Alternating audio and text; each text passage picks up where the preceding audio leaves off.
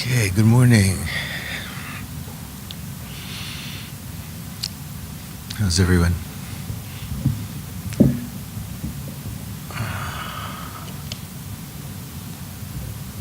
There we go.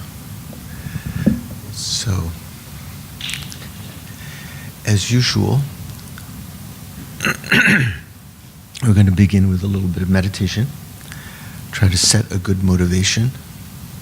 Also practice the ability for us to watch our own mind. So sit comfortably. Sit with your back straight, erect, and begin by watching your breathing, observing it.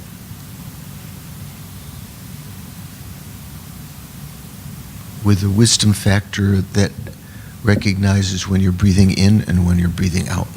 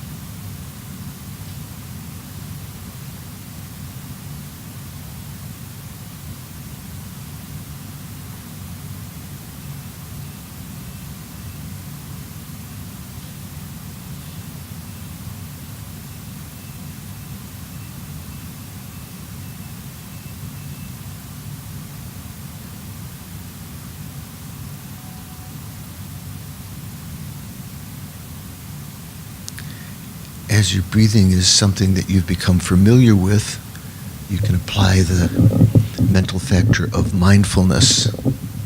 Remember, mindfulness itself takes an object that you have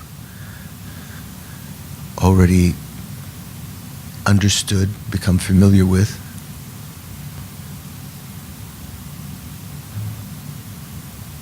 So if your mind is wandering onto other thoughts, bring it back to the object of the breathing. Hold it there with the factor of mindfulness.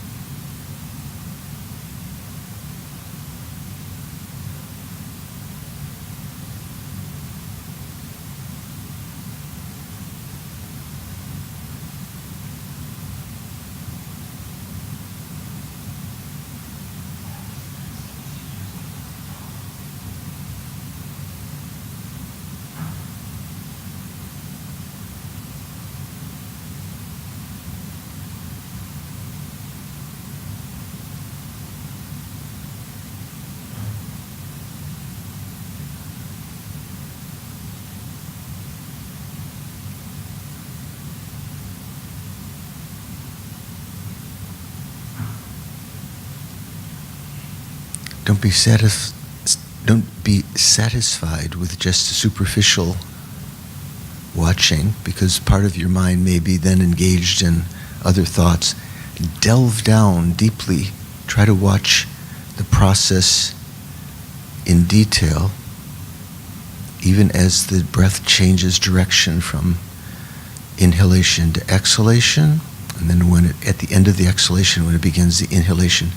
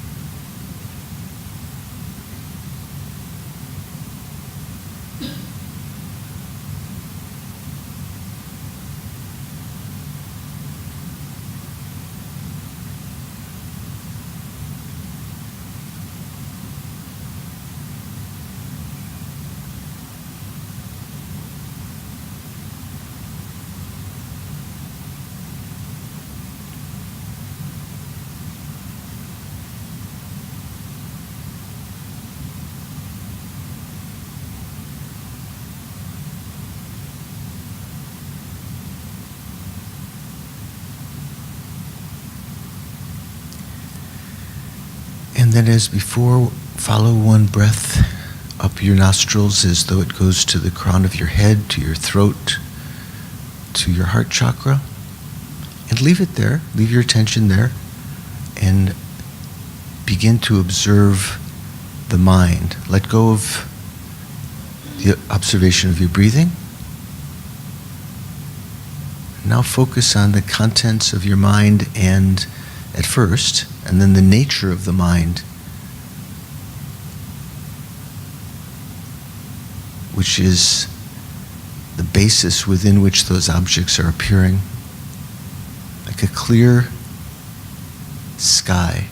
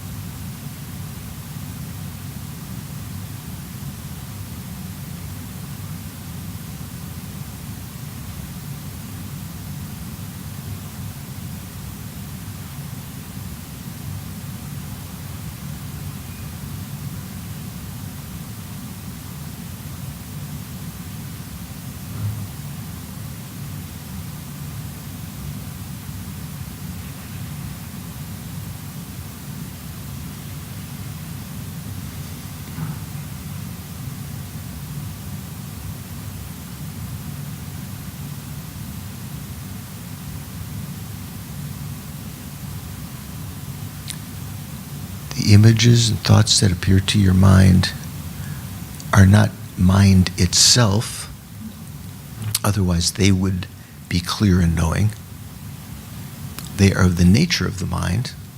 They are known.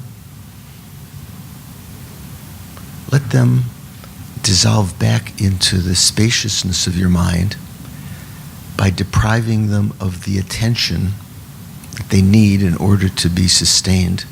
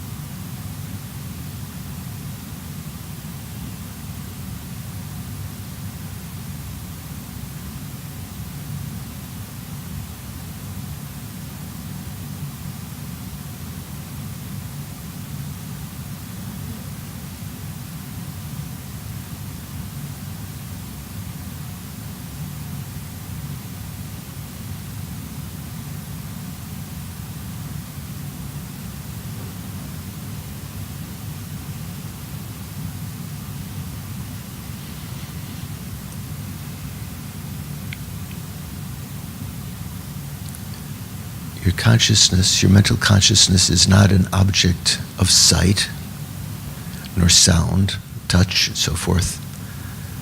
So let go of your attention to the senses. Don't think that the appearance of your mind, which you're trying to get a mental image of, is something you can think of as shape and color. It's something that's known by your wisdom eye rather than your physical eye. It's the understanding that this consciousness is unobstructing, is reflective like a mirror. Whatever presents itself to the mind takes up that aspect.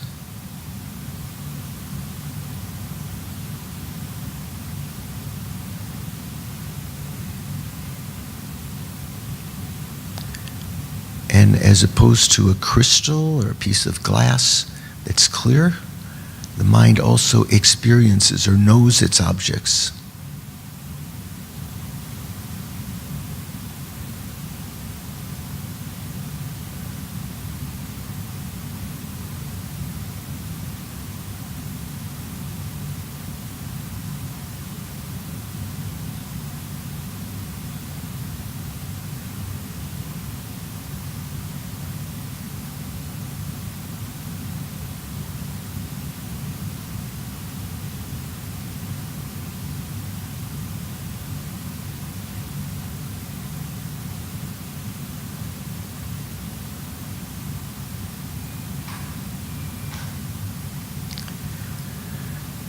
Let go of the appearance of your body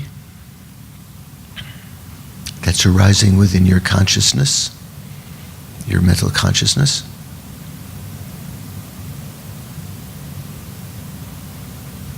It is appearing just as a mental image to your mental consciousness, like these other thoughts, images.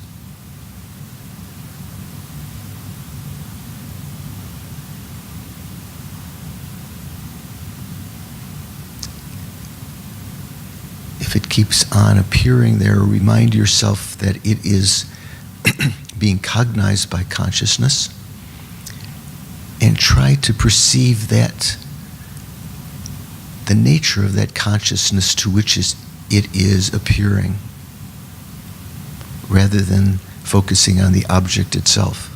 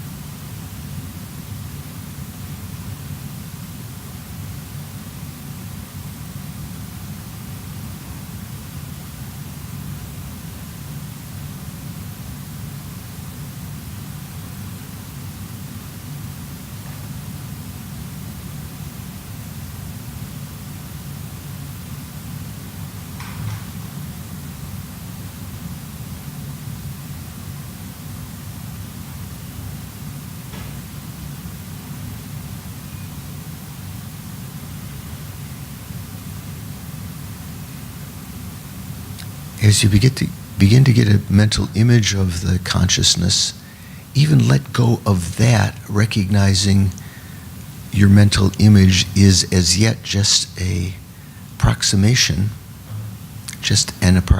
of the mind, the nature of the mind, and try to delve in more deeply to perceive the actual consciousness that is perceiving that mental image of the mind.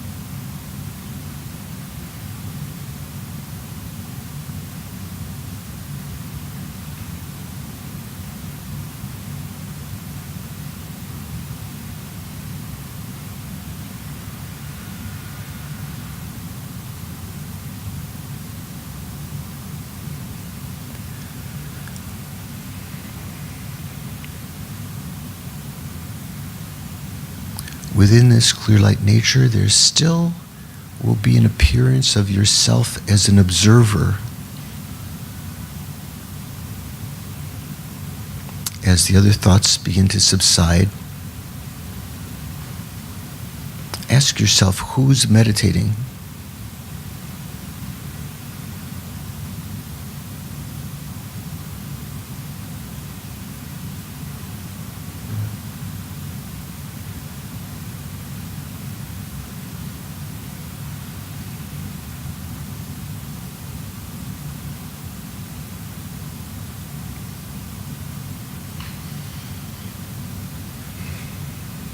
Try to watch this with a little fish of analysis that doesn't disturb the stability of your mind, the stability of the calmness that's focused on the clear light nature. But notice this subtle appearance to the mind of a sense of an observer that's of a different nature than the mind.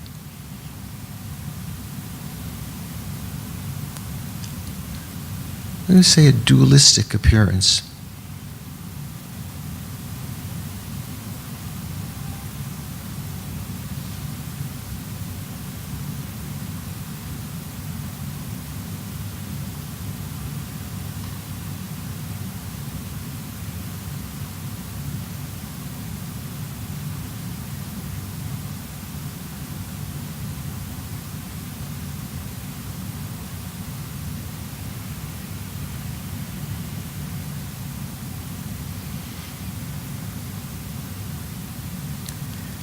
The appearance of a self-identity has followed us through all of our lifetimes.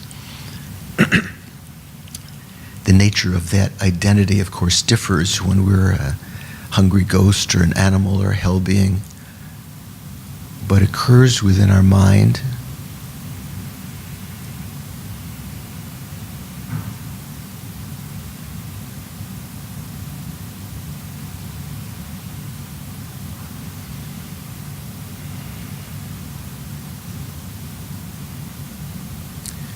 The real problem arises with our belief in that appearance. Not something superficial, intellectual, but the innate grasping to that appearance as actually true. Adhering to it, accepting it, assenting to its existence.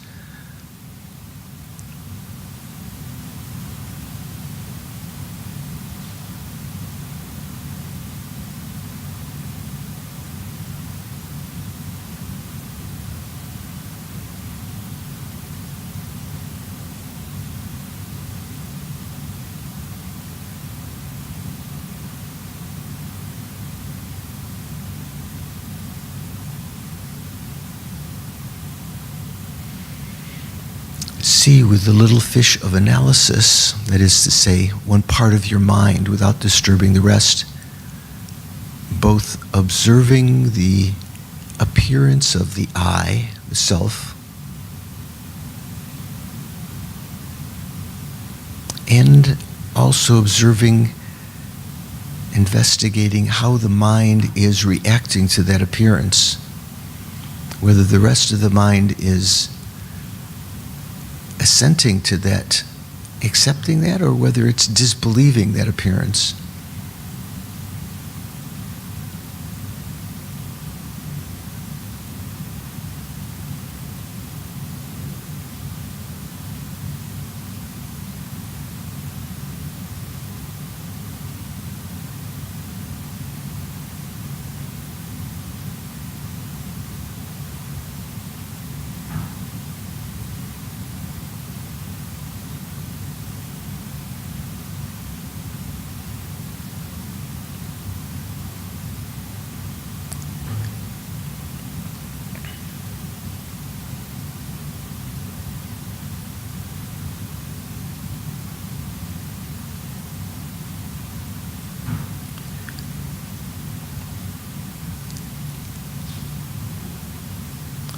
That an I, a person, a self, is appearing to your consciousness as though being the meditator.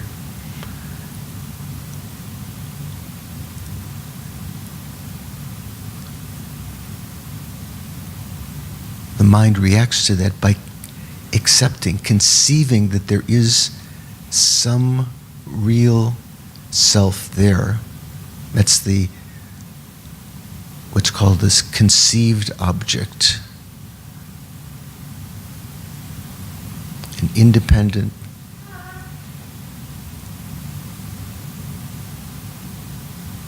inherently existing I. Inherently existing in the sense that it's not something which is merely nominal, merely named. It seems to be existing there from its own side.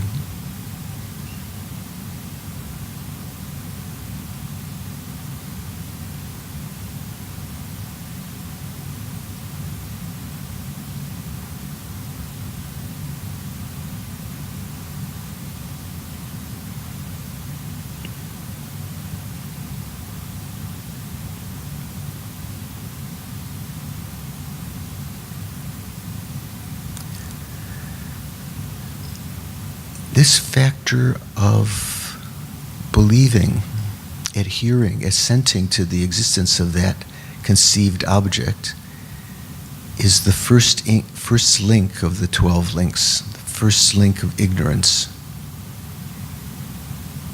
It's present in all of our actions, whether they be virtuous or non-virtuous. So we create karma that keeps us within the 12 links, within cyclic existence.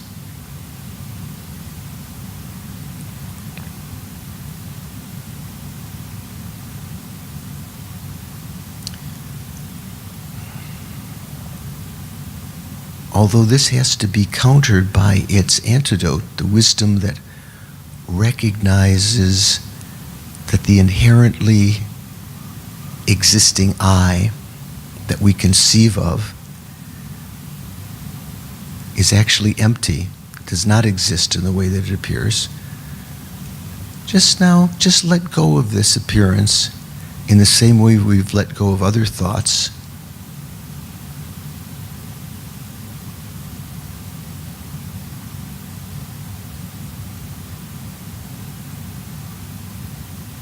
Let your consciousness abide in a unified,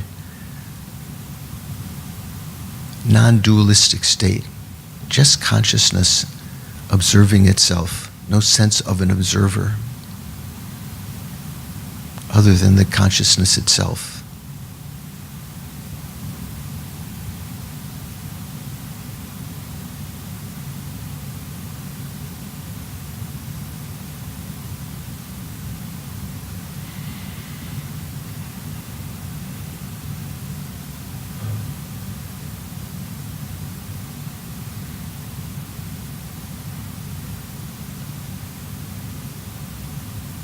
Like diving into the consciousness, that sense of duality, merging with the consciousness.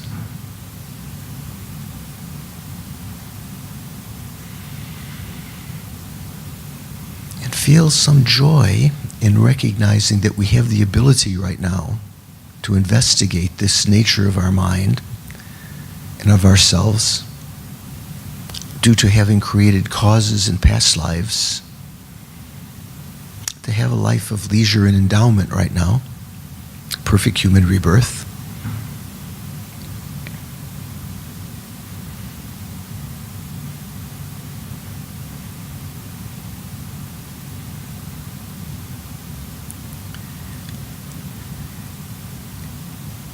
Having met the Dharma that was taught by the Buddha, sustained by the spiritual community,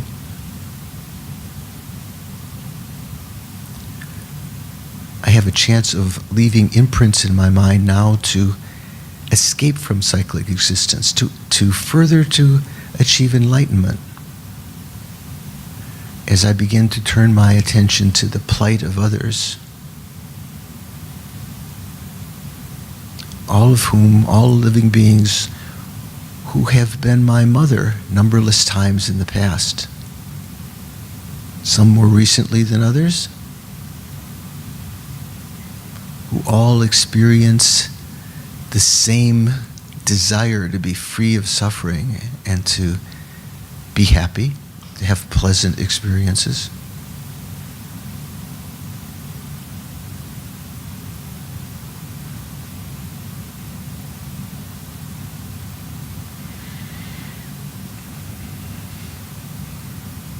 Feeling their suffering,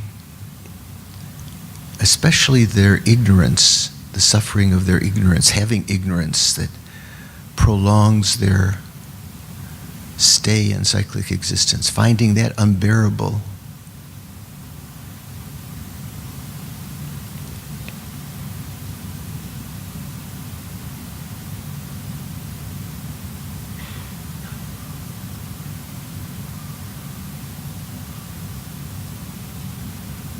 Wishing to alleviate that from the minds of others, yet knowing that we are not yet even in a position to alleviate our own ignorance.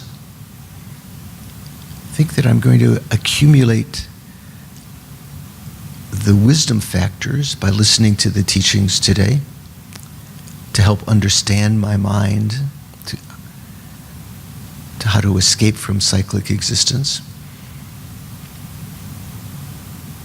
And also with that motivation to do so, not only to escape from cyclic existence for myself, but to achieve enlightenment for the sake of others, accumulating merit, the collection of merit that supports a collection of wisdom. I'm going to listen to the teachings this morning with that intention, with the goal of achieving enlightenment for the sake of benefiting all sentient beings, to alleviate each and every one of their sufferings, to achieve all their happiness and every aim.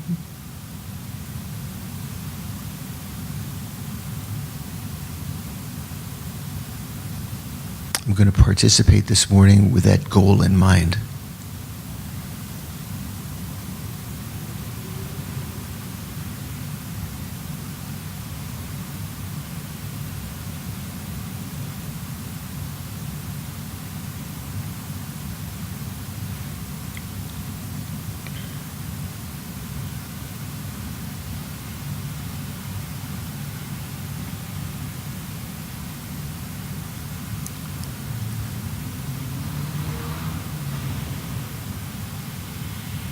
And then bring your attention back to the present. Relax.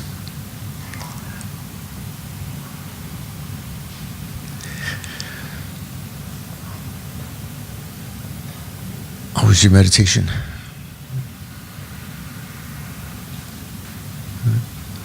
How was yours? It's Margie, right? How was your meditation? Like this? You could not focus? Okay. It's hard at first. At first, if we only do a short time, we get the feeling, oh, nothing works. But you have to have the same determination if you've ever done, if you've learned some activity like yoga or playing tennis. Do you play ping pong in Singapore? Yeah. If you have to learn how to play ping pong, it takes some time, to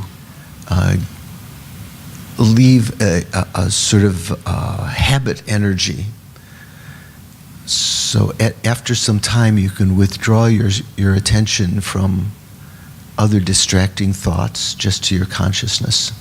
It takes some time. But it's worthwhile. Anyone have any question? You have to excuse my voice. I have not spoken for a while, so. Yeah. During my meditation, when you say that mental. So when you mention the mind consciousness observing the mind, the nature of the mind, but you'd ask us not to pay attention to the visualization or the sound aspects, the senses. To the which aspect? To the, well, I thought you meant not to focus on the visual aspects, appearance, and the sound, but instead to look at the actual nature of the mind. Right. But what I wasn't clear on was that, is it therefore, when you're observing, is it therefore a feeling as opposed to like a visual imagery or sound?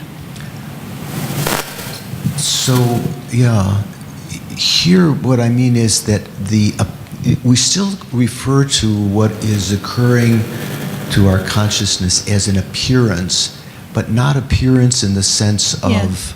a visual appearance that has a shape or color.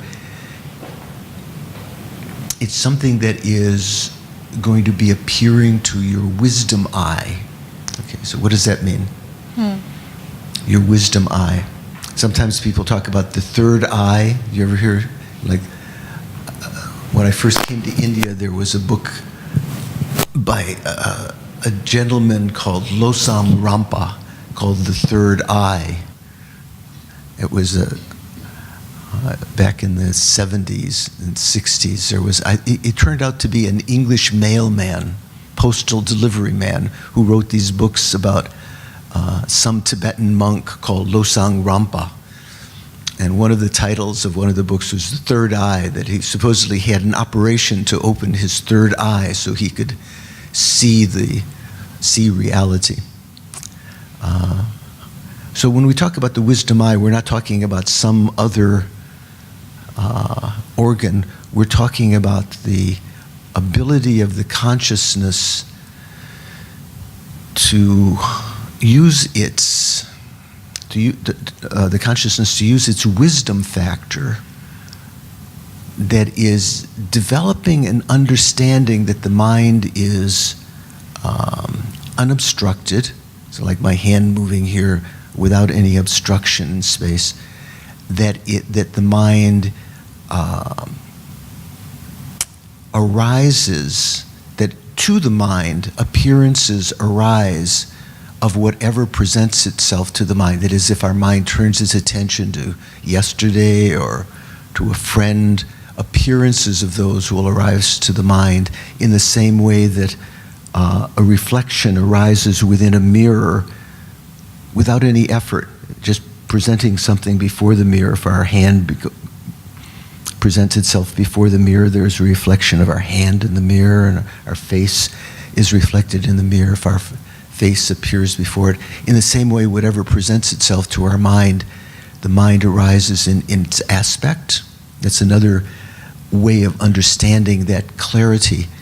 So we're beginning to develop a mental image of this clarity of the mind, which is not an object of sight. When I mentioned sound, I was just saying it's not something that that has that is an object of ear consciousness, nor nose consciousness, tongue or tactile consciousness. Usually the main thing that we may is try to get a mental image as though it's like blue sky, or the clouds are gone from the sky. That's an approximation, but even when we talk about space or sky, we can apprehend with our eye consciousness a kind of space that we call intermediate space, the space between my eye and your body right now. I can say I see some space there. What I see is not actual space, but I can. It is what's called intermediate space, so it is space, but it's not the deeper meaning of space, which is simply the lack of obstructing contact. I can understand mentally that there's no obstructing contact between my I and you, mentally. That doesn't have the same appearance as this intermediate space. So that's what I was trying to get at there. When we're developing a mental image of the mind, and that's what we're doing right now. We're not actually having a direct experience of it. We can get maybe, even as we get a mental image of that spaciousness of the mind with our wisdom, we even let go of that and as though try to sense the actual consciousness, how the actual clarity of the consciousness is there, letting go again and again. Okay? I don't know if that's satisfying. Yeah. Yes. Okay. Does it the She's speaking Sorry. loud enough that I think sometimes the static of that one. Yeah, try it again. Yeah. So the apprehension by the wisdom eye, the third eye. Yeah, it's not really up here. I said that's kind No, of what. yes, Yeah. yes, but Yeah. metaphorically the third eye. That cognition aspect, does it manifest in the form of a feeling? Would you say? Because although you mentioned it doesn't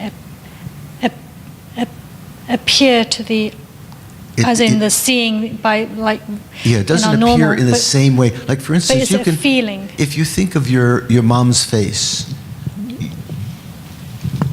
that face is appearing to you in the mental image of the face is appearing to you in the same way that your eye would see your mother's face. Here, what we're trying to see with the mental consciousness is not a mental image that is like your mother's face, which is an object which has shape and color, but more of an intuition, an understanding. The word feeling, a little bit different. Usually we reserve that in Buddhism to refer to one of the 12 links that we talked about last time. Feeling is a mental factor which experiences either pleasure, unpleasant, or neutral feelings. So it's not here, we wouldn't use that word, but I think you're using it in the way that most people do, just like an intuition. I have a feeling there's someone in the room with me here. Yeah, a sense. Yeah. So in that sense, yes, you can say that you're sensing that the nature of the mind. You're developing a sense of that, a mental image of that, a mental picture of that, but not picture in the sense of visual picture. because I don't get any mental, I just get a sense. So, the example that I sometimes give is if you go to the aquarium, I've been a couple times now to Sentosa. Have you been to the big aquarium? All the sharks and things going through there. Have you been? Yeah, okay. So the water itself generally is transparent. I think they keep it pretty clean. So when you look beyond the glass wall, what catches your eye are the fish and maybe the seaweed or other things within it. You don't immediately sense the clarity of the water or the existence of the water as a medium in which the fish are moving.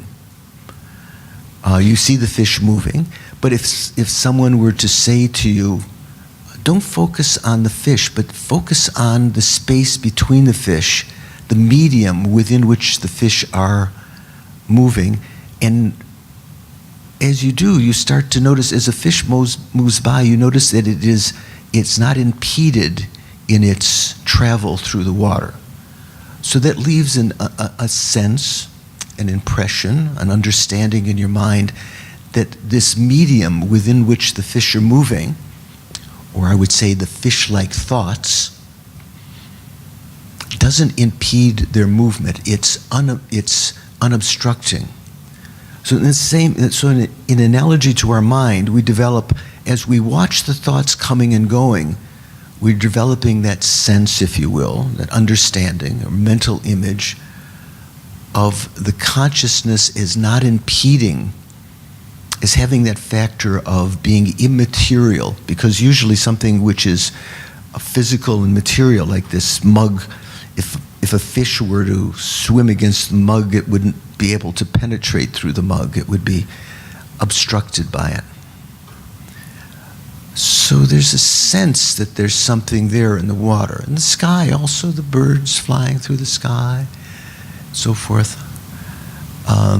Another example that can be used to develop this sense or mental image. I'm glad you brought that up, because saying mental image, although that's generally what we would translate, can give the mistaken impression it's something visual. So sense, it's using your sixth sense, your mental consciousness, not your eye sense or ear sense or nose, taste, touch sense. So developing that takes some time. But it is very, very beneficial to develop that mental image, that sense of the mind. Eventually, we will be able to experience it directly. The mind, one part of the mind, will actually have a direct perception of the clear light nature of the mind. But because it's a hidden phenomena, it's not something that we can perceive from the beginning without depending on some logical reasoning. Like, say for instance, you can't sense a fire within a little, maybe there's a trash fire within a big barrel or a cement circular tube that's used to burn trash, but you can see the smoke coming out. And you can, therefore, billowing out. It's not just dust billowing out, it's smoke coming out. So you can logically infer that there's fire within that, even though you don't see it from the distance. If you come over and look over the edge of the container, you can see the actual fire. So it is something you can eventually see directly. Here, the mind is like that also. You can't sense that clear light nature of the mind at first, like the fire, but you can begin to logically infer its clear light nature. You're getting a mental image of it. Okay, so anyone else have a question that is burning in their mind? Yes. Another burning question. Okay. After I use the example of the burning fire. Okay. Yeah. Thank you, Venerable. Yeah. I'd like to say first of all that. You'd like to what? I'd like to say first of all that all this teaching has been very helpful in furthering my understanding. Oh, okay. Good. So I just want a little clarification, because when I was revising the 12 links, I read again from this book, Geshe Rabden's teaching long time ago on the 12 links. And he said that there are two main ways of presenting the 12 links. The scriptural way, which explains them in terms of how samsara evolves in general, and the experiential way, which explains them in terms of how they are experienced by an individual over a continuum of lifetimes. And these two systems differ slightly in the way the order of the 12 links is presented. So can I just clarify, how are we understanding it in this teaching with you? Hopefully both ways. Okay. So does Geshe explain there, or does he just mention that fact? No, he was explaining the second. Which was what the... Yeah. His teaching was, he said, I'm going to explain them the second way. I'm going to explain them the second way how they experience. Right. So Okay. I was just trying to understand how Okay. he works. Okay. So, let me see. If you talk about the 12 links, how many lifetimes does it take to experience the 12 links? One life? One or two? Okay, you said one, and then you said one or two. Well, have you read that section, or you just started to read it, so you don't know yet what he said? How many lives does he say? Does Geshe-la say according to the, what did he say? The experiential, as opposed to the scriptural. Pardon?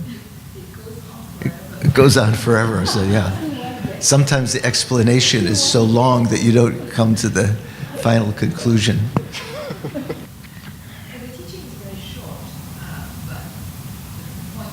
How we should practice, has a certain context. So,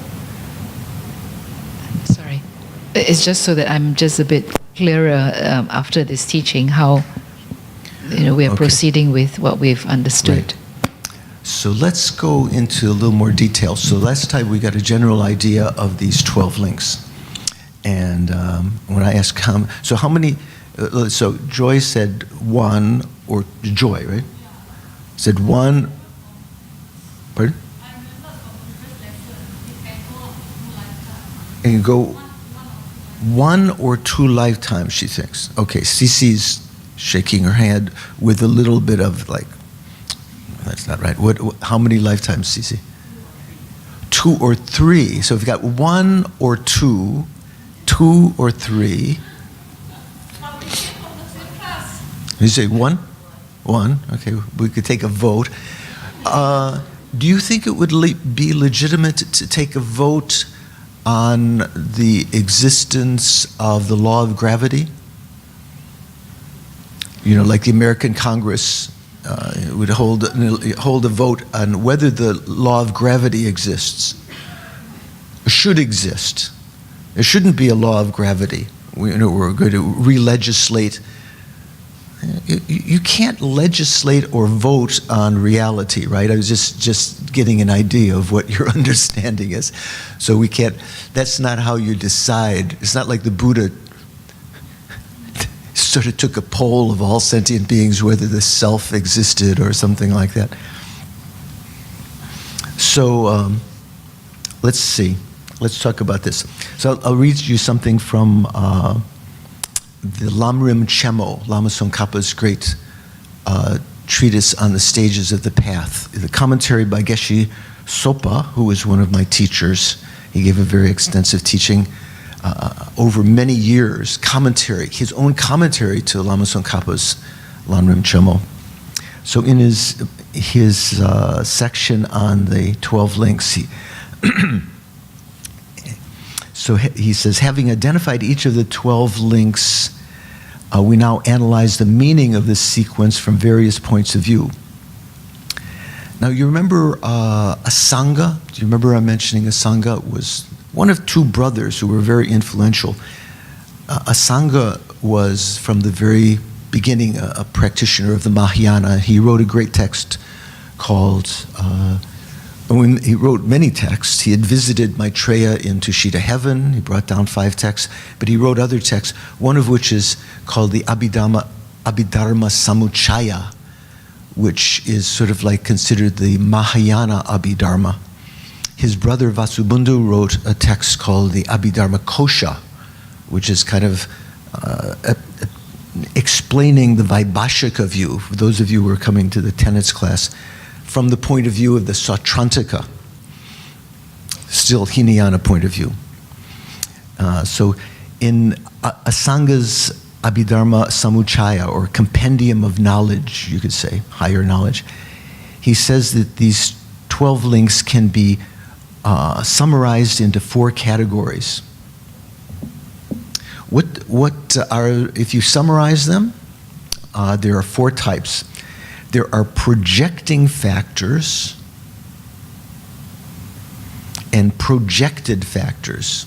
You understand the difference between projecting, that which projects, or when we talk about projecting karma, what's another word for that called? Throwing factors or projecting factors, and thrown or projected factors, actualizing factors, and actualized factors. So the 12 links can be divided into these 4 categories. So what are the projecting factors? Who knows? What are the things that project? Anyone know? Or take a guess? Ignorance. Pardon?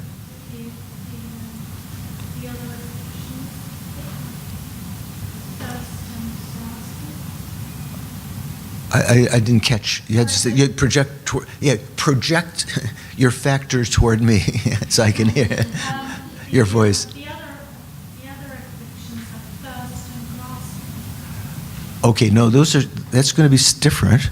Here, what he said, the projecting factors are ignorance, karmic formation, and the third link, consciousness. The first, second, and third link are called the projecting factors.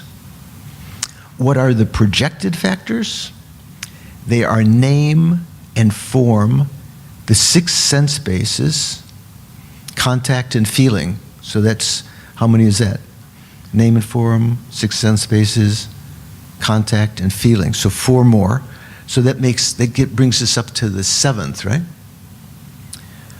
What are the actualizing factors? Craving, grasping, and becoming, or you could call the becoming existence. Craving, or say thirst, grasping, and becoming, or existence. So that brings us there was 7, that brings us up to 10. What are the actualized factors? Birth, the 11th link, aging, and death. Or we could, as I said before, death with or without aging is the 12th link. Do you remember why it's called death? Why you can call it death with or without aging? Because a consciousness could enter into a life, let's say a fertilized egg, one instant, and the next instant die. Or you could take it a little bit longer and say without the visual factors of aging, an embryo might perish, might die without aging. So sometimes it's called death with or without aging. Okay, so it divides it up in this way. From this explanation, we can see that there are 2 stages of this causal sequence. There are projecting causes which plant the projected effects. So what were the projecting causes?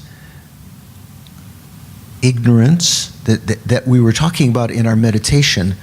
Ignorance, so here, just to go back, ignorance is, the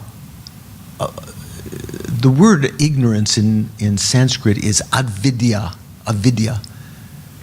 You don't know Sanskrit? I've mentioned several times, is a negative, can be a negative particle in Sanskrit. Like also in ignorance, ignorance, the etymology, like GNO is a root in what is Greek, gnosis, knowing. So the letter I that precedes gnoris, ignorance, is a negative particle also in.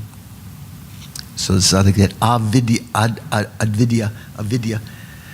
So in the Abhidharma Kosha, it mentions that ignorance can be thought of as an enemy or a falsehood, that which is an enemy or falsehood.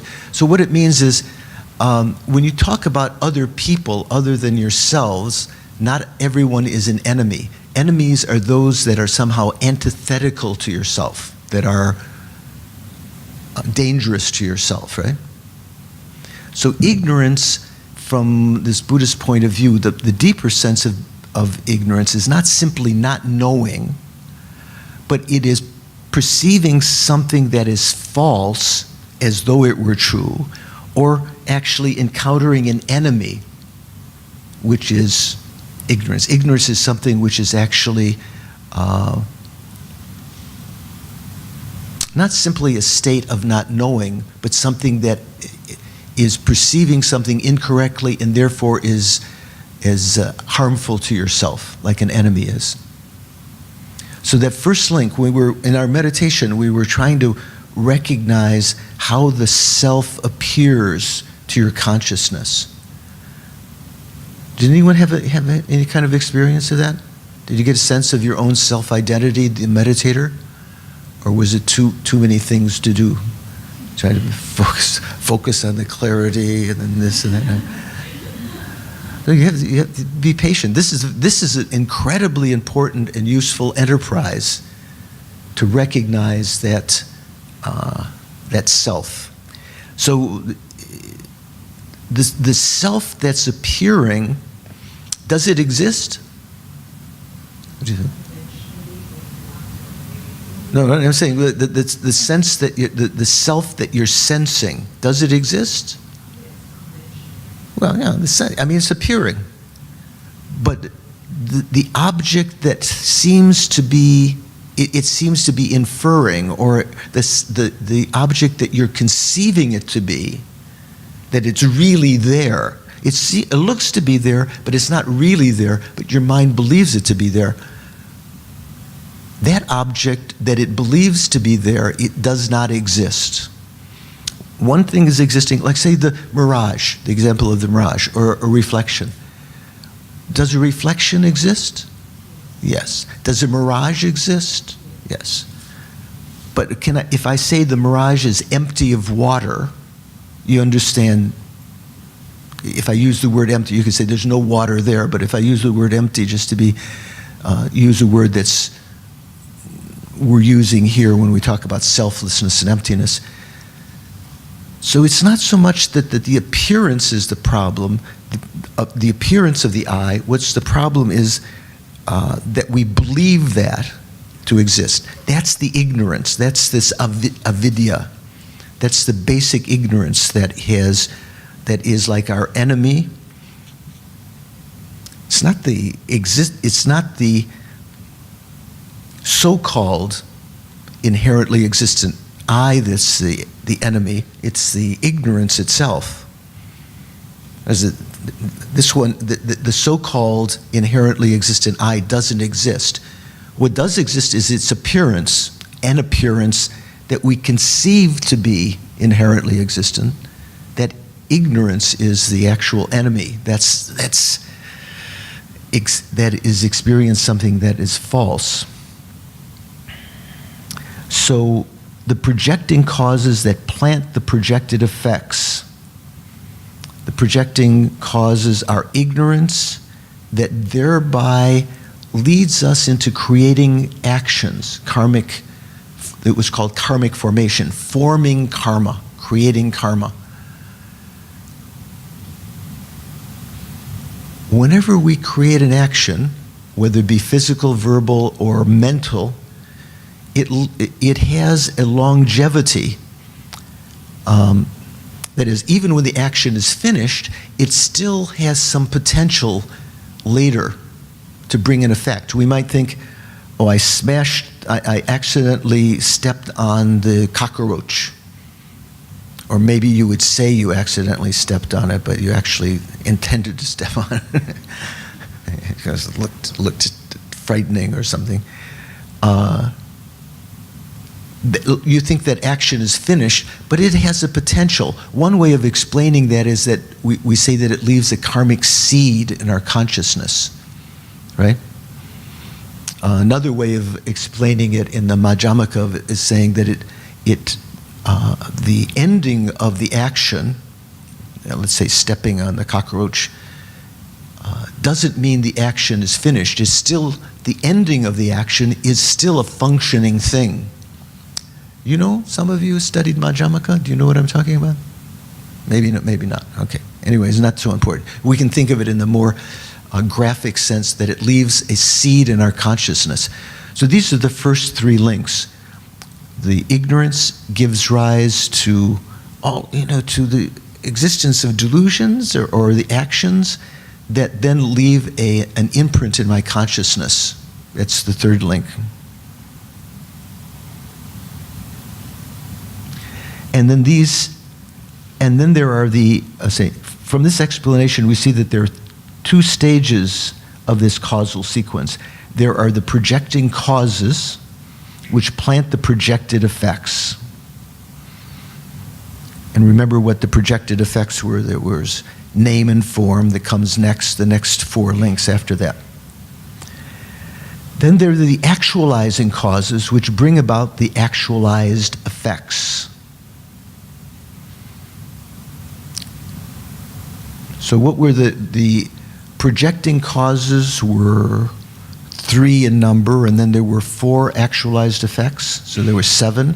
Then the last 5 fall in the case of actualized causes and actualized effects. The question that is then raised, does this sequence represent one round of rebirth for a given individual, or is it the description of 2 cycles? Okay, so this is related to the question that I was asking you, or someone was asking, or I was asking you, how many lifetimes does this represent? Let's go about it, before I go into detail here, let's go about it in another way. Generally, it's said that when you create karma now,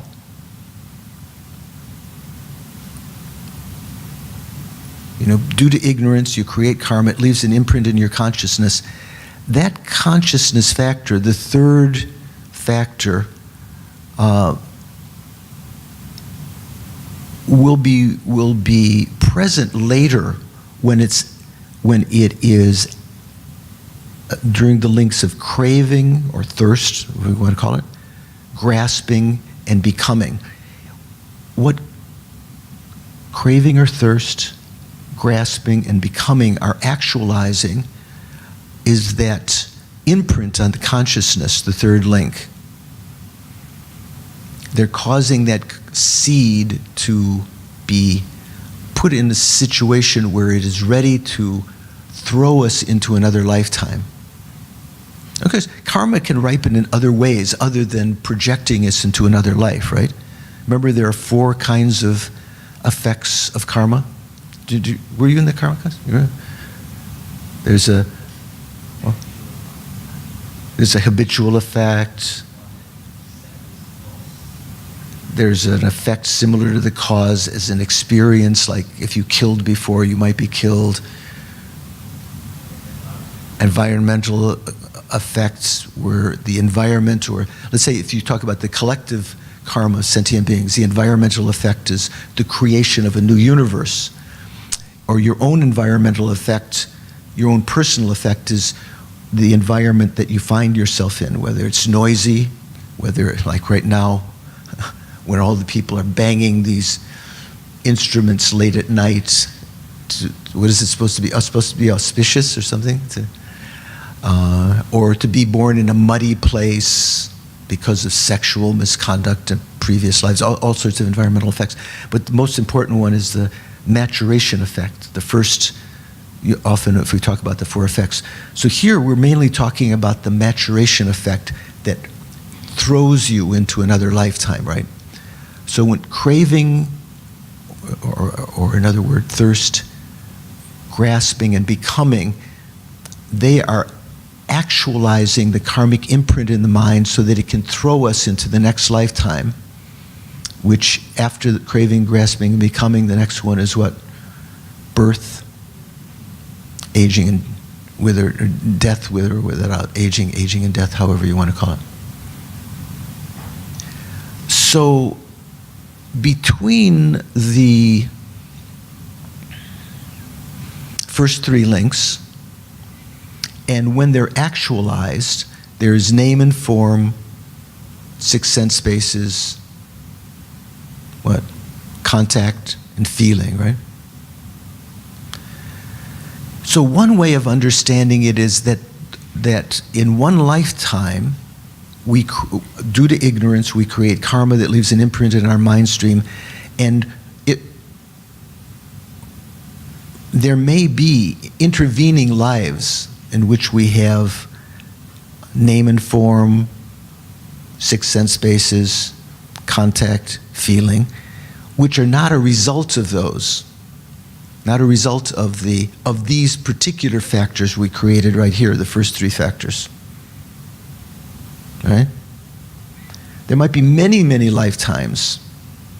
If we create a karma, it might be millions of lives later that at the time of death, the craving, the grasping will actualize the karmic seed of the 3rd link, so that it is now the link called becoming. Remember, craving and grasping are delusions, afflictions. Becoming is actually what? Is it a delusion? It's actually karma. It's the karmic seed that has now been fortified by craving and grasping, and is called becoming or existence, because it's in the next instant it's going to give rise to a rebirth.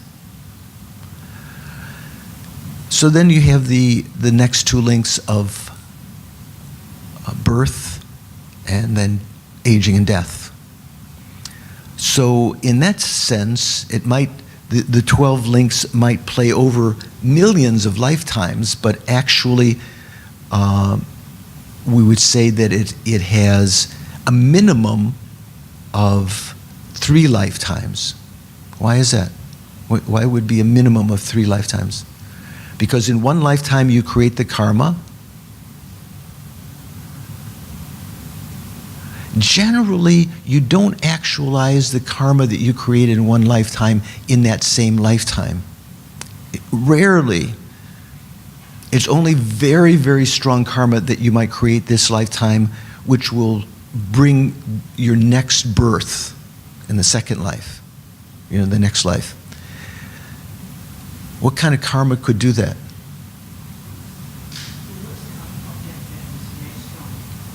A karma that you create with an object that's a very powerful object, or let's say the actions of immediate retribution. Maybe some heavy kind of karma like schism of the Sangha or something like that. But generally, that will remain, the karma that you create this lifetime will remain on your consciousness for some time in the future, maybe many, many, many lifetimes. And at some time in the future, it will be actualized in a second life, so to speak. And then the projected effect will take place in a third life. Does this make sense? So the intervening lives we're not counting. We're saying that in one life you have the projecting causes. In another life you'll have the actualizing causes that actualize the craving, the ignorance, karmic formation, consciousness. We've left the karmic seed on our mind. How is that karmic seed actualized? It's going to be actualized in another lifetime, generally, not in the same lifetime. And then when are the projected effects and the actualized effects experienced? In another lifetime. So one way of interpreting it is like that. This might be what Geshe-la is referring to as these 2 different interpretations. But here, we're going to, this is how generally if you studied the 12 links, generally that's what we say. It needs a minimum, the 12 links need a minimum of 2 lives if it's going to ripen the very next lifetime. It's never experienced in one lifetime. but generally is generally going to require at least 3 lifetimes. One in which you've planted the seed, another, maybe many, many lifetimes later, in which you fortify that through craving and grasping, so the seed becomes ready to give rise to existence, and then the effects after that. One could also understand, in that way of understanding it, that the links coming after ignorance, karmic formation, and consciousness represent the lives in between. You know, you have name and form that actually were impelled by some other karmic seeds in the past. So that there's sort of an interweaving in any one of our lifetimes. We're creating seeds now to have existences in the future, to throw existence in the future, but our present life is the result.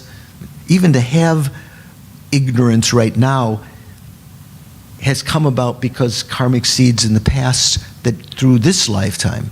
So there's an interweaving of these 12 links. Now let me read you what Geshe-la says here about this.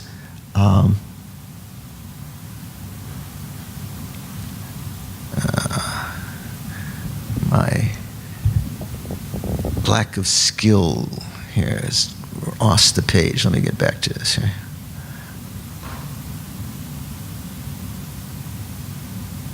So we're talking about this explanation from Asanga's Abhidharma Samuccaya, the Compendium of Knowledge, where he said there are these projecting factors, projected factors, actualizing factors, actualized factors, which could be understood in the way that I just explained, or in this other way. So Geshe-la asks, does the sequence represent one round of rebirth for a given individual, or is it a description of 2 cycles? If these 12 factors represent the cause and effect for only one life, then it seems incorrect to have the set of actualizing factors occurring after the projected factors. What does that mean? What are the actualizing factors?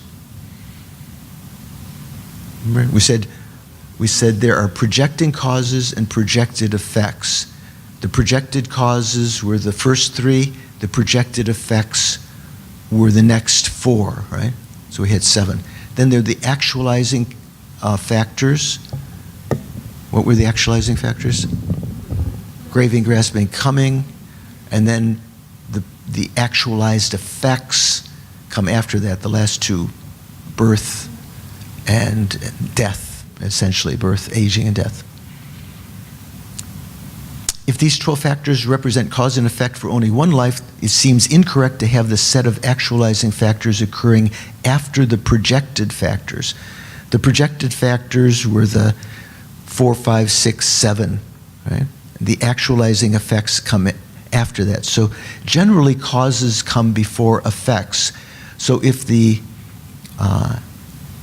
projected effects are all of these 12 factors are one lifetime, you've got the actualizing causes coming after their effects.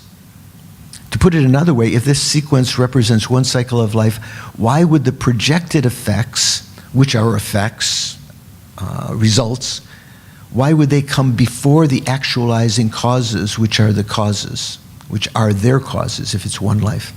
Such an order only makes sense if the sequence describes 2 rounds of rebirth. However, if the 12 links represent 2 rounds of causality for 2 different lives, then the actualizing causes of the latter causal sequence appear inadequate to produce a rebirth. Why is that? You've got craving, grasping, and becoming. Well, because it didn't have the ignorance. If the ignorance, karmic formation, consciousness gave birth, were the causes, the projecting causes for, what was it, name and form, what? 6 sense bases, contact, feeling. If they were the causes for that, then you don't have anything to be actualized by craving, grasping, and coming, because that ignorance has already been used up. All right? I'm going to put on my glasses here. I have to be careful. If I make this a little bit larger with my fingers, then when I touch it again, it zips off to a different place in the text. So I'll put on my glasses.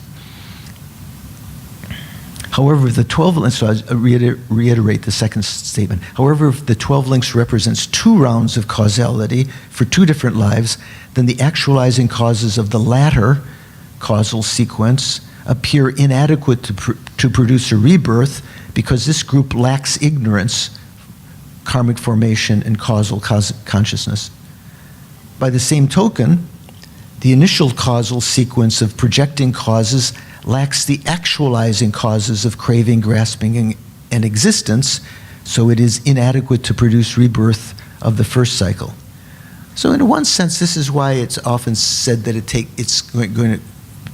you're talking about something which is interwoven that takes over 3. But let me read what Geshe says.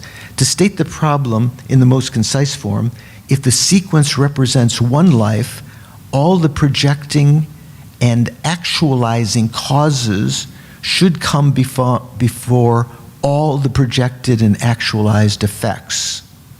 And you could interpret it that way. You could say you just take all the factors and rearrange them, right? But you would never have it in 1 lifetime. You would have it in 2 lifetimes. If the sequence represents 2 lives, then the first life will be lacking the actualizing causes, and the second life will be lacking the projecting causes. How do we resolve this apparent contradiction? In general, every life requires all 6 causes and includes all 6 results. If you want to read this, you can find in, I think it's book 2 of Geshe-la's commentary to the Lanrim Chomo, Steps on the Path to Enlightenment. It's on page, I'm reading right now on page 338. How do we resolve this apparent contradiction? In general, every life requires all 6 causes and includes all 6 results. Whatever is projected by a projecting cause has to be completed by an actualizing cause. Take my life as an example. So Geshe is saying, take my life as an example. At some time in the distant past, 3 projecting causes were initiated: ignorance, karmic formation, and causal consciousness. In order to yield any result, these projecting causes must be activated by the 3 actualizing causes of craving, grasping, and becoming. Nothing will be brought into existence without all 6 of these causes operating together. Well, it doesn't mean in the same life. You can create the karma in 1 life, and they can be actualized a life many times later, many lives later. So but they have to form a sequence like that.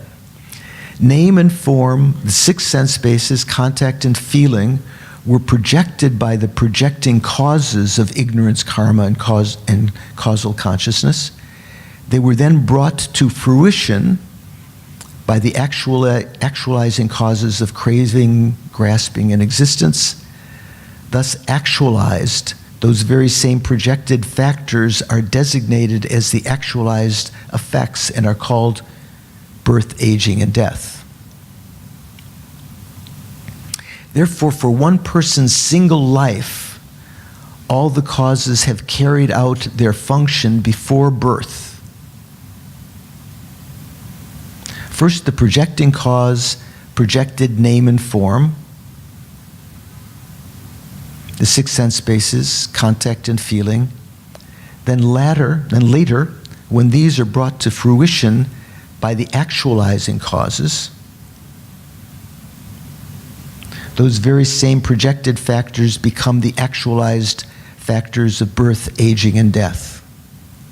In short, for one life, all the causes must operate before the fruition of the actualized effects. If that's the case, the question becomes, what is the reason for explaining this in terms of two cycles of causality?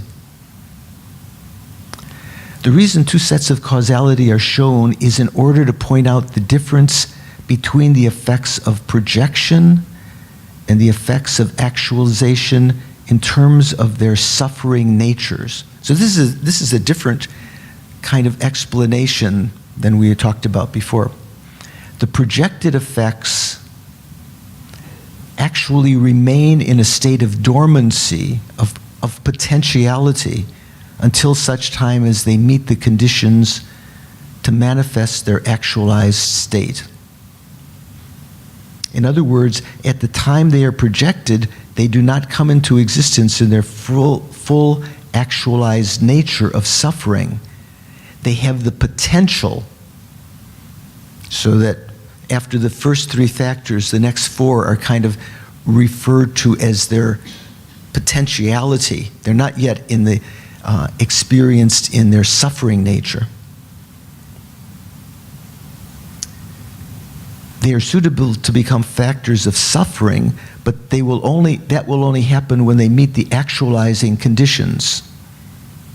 So if we talk about the first three as the projecting causes, and then the projected effects are not yet, they're just projected in terms of their potentiality. Then you have the actualizing, in some lifetime you have the actualizing causes, craving, grasping, of becoming, and they give rise to the actualized effects, which are now the same ones that the earlier four, what was it, name and form, six consciousness, six sense bases, contact, feeling, now in their actualized suffering form, not just as potentials. Does that make sense? A little bit complicated.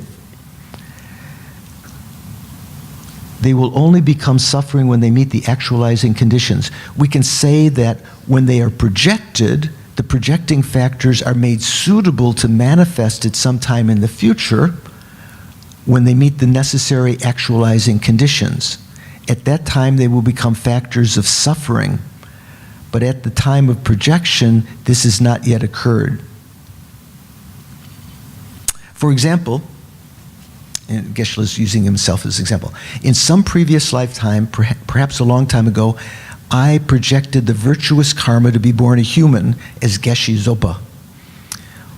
We can say it was virtuous karma because I am now living as a human being, human life. At that past time, those karmic seeds were planted in this mental continuum by the first, second, and third links. All right? There was that basic ignorance that grasps to a self-supporting, substantially existent I or an inherently existent I that gave rise to delusions that caused the karma that left an imprint in my karmic and in my consciousness.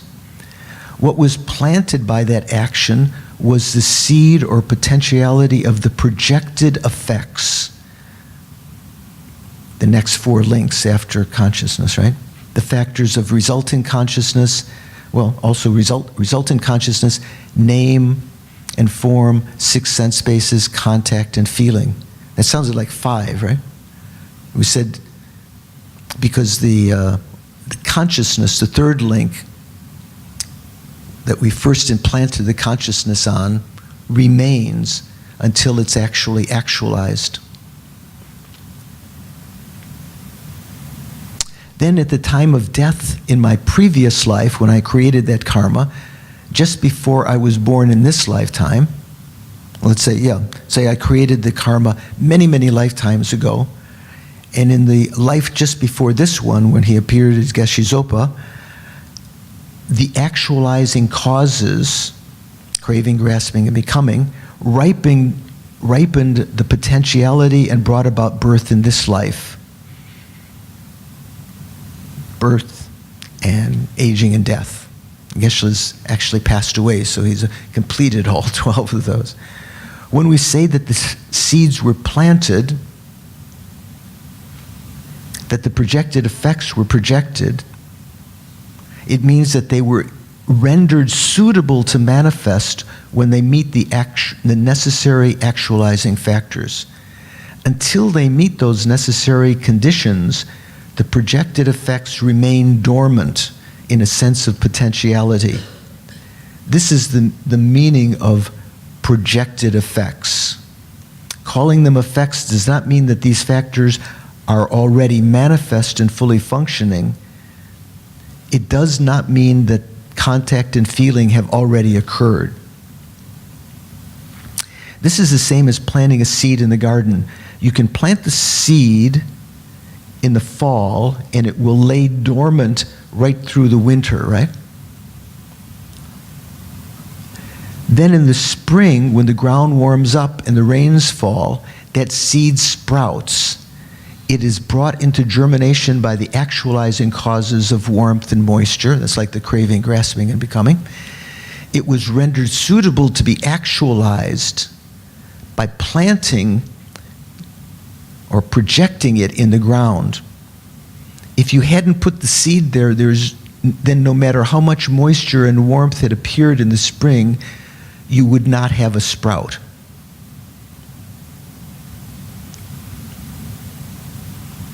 The actualized effects of birth, aging, and death are factors that have already been actualized.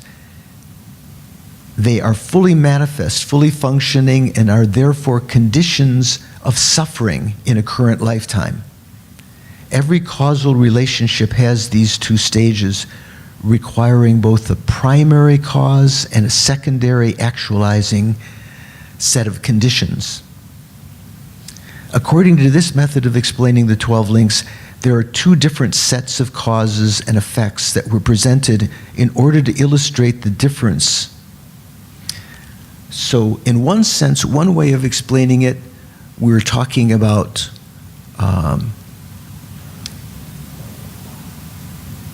the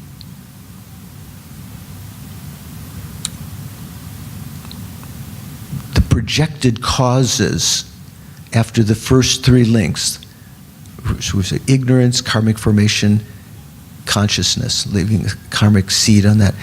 And it seemed, in one way, it seemed that these, the next four links were referring to the experiences of that lifetime or in other lifetimes coming. But here, as Geshe-la is explaining, they're referring to the potential of these first three links. Their potential to bring about those effects, which are synonymous with the last two links. So they're said to be an elaboration of birth, aging, and death. Birth meaning name and form, and then the other, during aging, you would have the evolution of the six sense bases, contact, and feeling.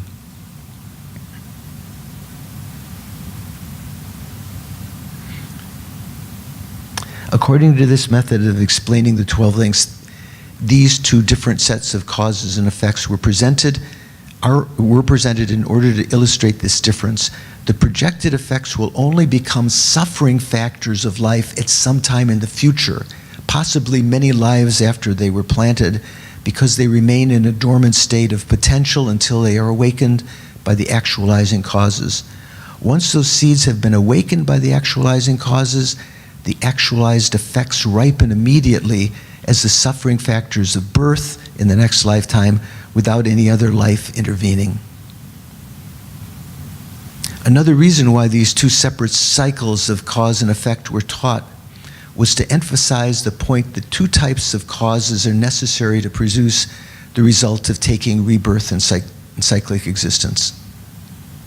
Two types of causes. What are the two types of causes?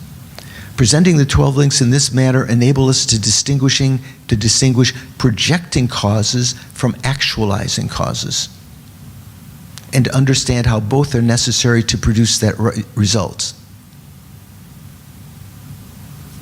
So Asanga also wrote in another one of his Mahayana texts, the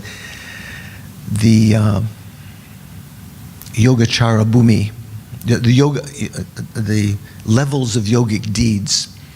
He said, since it is the case that the factors from consciousness up to feeling have the character of being intermingled with the factors of birth, aging, and death, why were they taught as two different types? They were taught that way in order to show the different characteristics of things that produce suffering, and in order to differentiate between projecting and actualizing.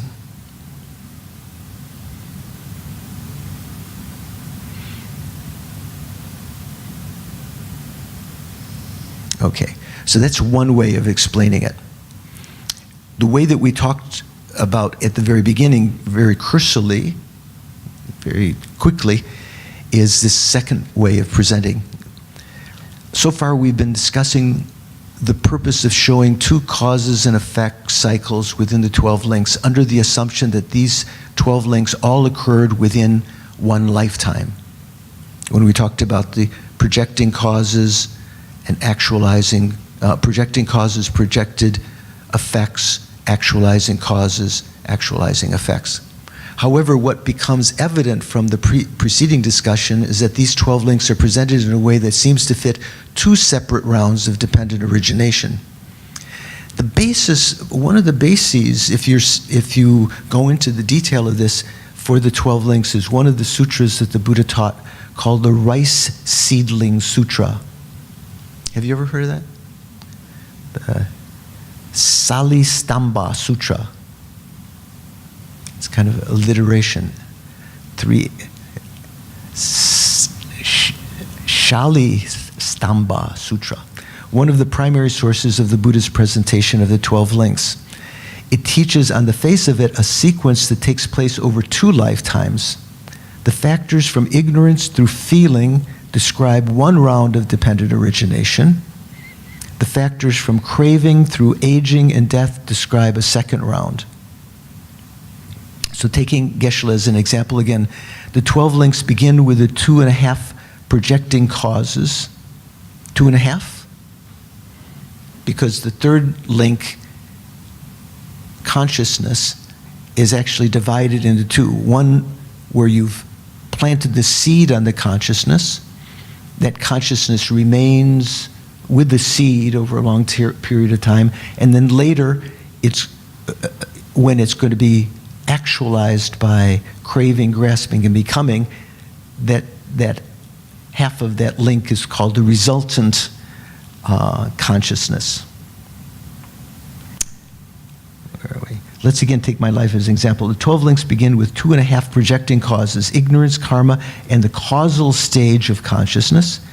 These projecting causes give rise to a series of projected effects which constitute the experience of my life, from resulting consciousness up to feeling.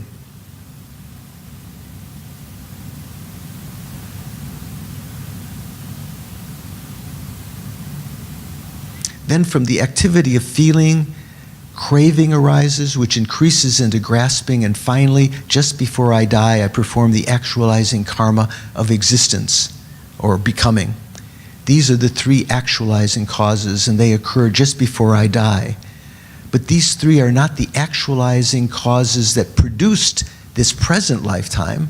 They are not part of the round of dependent origination that I am experiencing now. What they are actualizing is the next lifetime, another birth, aging, and death. The craving, grasping, and existence that occur just before I die cannot be part of the causality of my present life, my current life, because the causes of this life cannot be happening at the end of my life. Right? These actualizing causes are the causes of a subsequent life, and as such, they are separate. They are part of a separate round of dependent origination. the way the Buddha has presented the 12 links of dependent origination is to first introduce the 3 projecting causes that produce this life: ignorance, karmic formation, causal consciousness. Then he shows some of the results of those causes, which constitute the experience of this life, up to feeling. Then near the end of this life, craving arises in dependence upon feeling, and this craving leads to grasping and then to existence. This second causal nexus gives rise to birth, aging, and death, but the actualizing causes and their actualized results are separate sequence of dependent origination.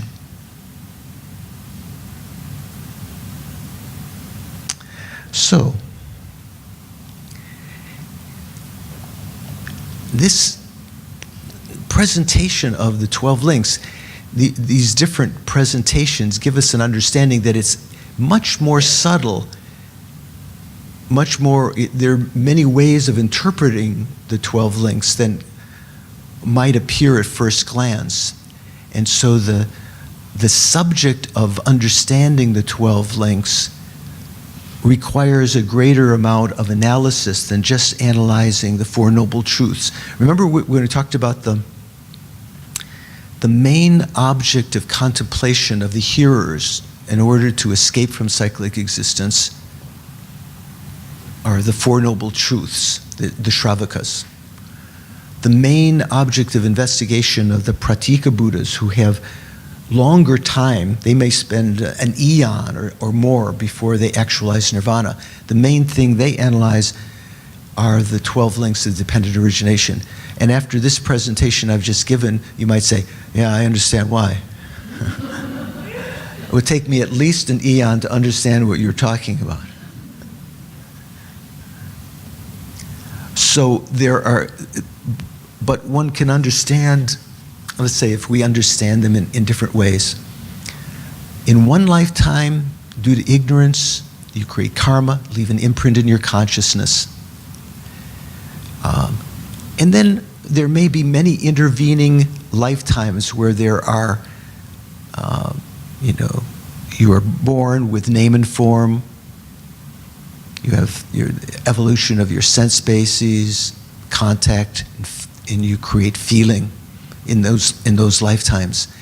In those lifetimes, upon feeling, you start to create another set of 12 links. Due to ignorance, you create karma,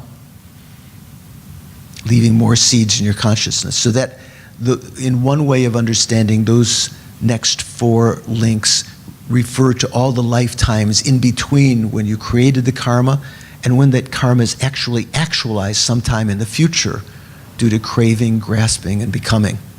And as a result of that, the last 2 factors of birth and death are different.